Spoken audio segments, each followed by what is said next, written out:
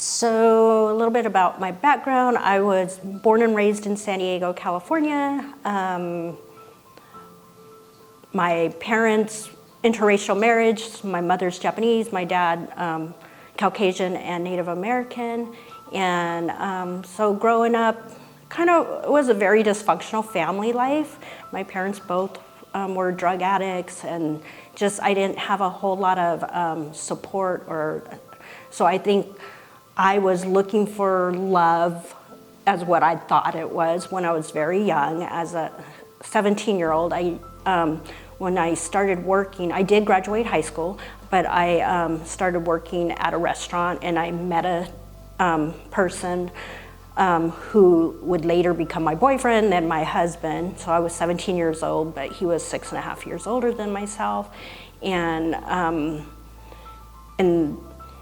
that was a very abusive relationship. So he ended up committing a crime when I was 23. So he was essentially 29 or 30. And so I ended up getting taken down with him. So what led me to incarceration, I believe, is just I had no self-esteem at that time, and being in that abusive relationship and not knowing how to get out. And I lived basically, I was paralyzed by fear at the time. And when whatever was going on in our relationship, I did not tell anybody. I had children by him, and just was not, open with family. I really didn't have a good relationship with family. And then so when he committed the crime, and then they arrested me as well, and then I ended up spending 17 years in prison. And during my incarceration, I took that time to get to know myself, and got involved with a lot of self-help groups, started teaching self-help groups, or facilitating, I should say, self-help groups, as well as I ended up taking college courses. And then I was released 14 years ago. Last month was my 14th year anniversary. And since I've been out, I've hit the ground running. Yes, there's been challenges, but I think because I had chosen to stay focused and motivated, I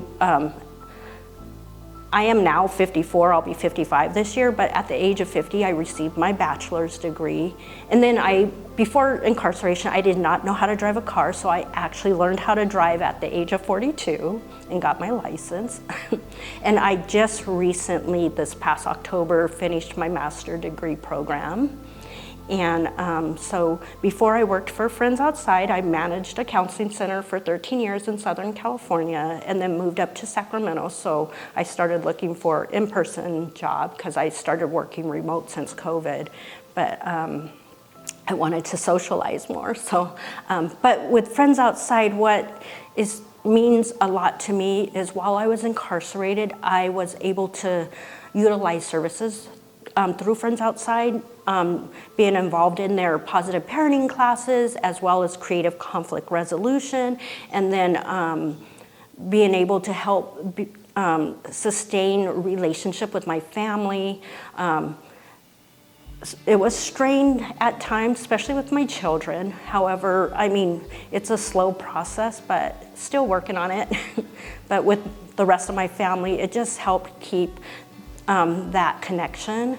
And now just working for Friends Outside has been a blessing. I've been with Friends Outside for 1 year and 3 months now. I started as a family liaison specialist working at the prison, the men's prison, in December of 23 at Sacramento and Folsom, and then transferred over here last year, July. Spending 17 years from the age of 23 to the age of 40, so getting out at the age of 40, it's a whole new world. So I literally had to recreate my life. So because before incarceration, I did work. I was a full-time worker as a cook, but getting out into the world again, had to navigate trying to find a job, and then transportation, riding the bus, because I did not know how to drive, so I didn't ever have a license, so I had to learn that. Housing, just Housing, I went through a program for 6 months, and then I was able to get an apartment right after I graduated the program. So I wouldn't say that was so much of a challenge. I think just more or less just navigating the world again and getting, because I didn't even know how to use a cell phone. There were no cell phones before I went to prison. So getting out, just learning about not so much social media, but the internet. So there was, those type of challenges. I mean, I quickly learned, and then even with like doing job interviews, I used to go in and walk into a place that was hiring. Everything is online now, so those were the challenges. So I would tell them to take your time, be motivated, but take your time. Because just take those baby steps, because if you try to rush, you can crash. Because I've seen it happen with other people, unfortunately. But just take your time and know that you can succeed. I mean, just look where I'm at, you can get to that same place. It's just all about our mindset and just staying focused and motivated. And yes, there are gonna be hard times, but we don't have to let those hard times overcome us. And we can just always, and having a support network. I think that's key too, is having a positive, healthy support network.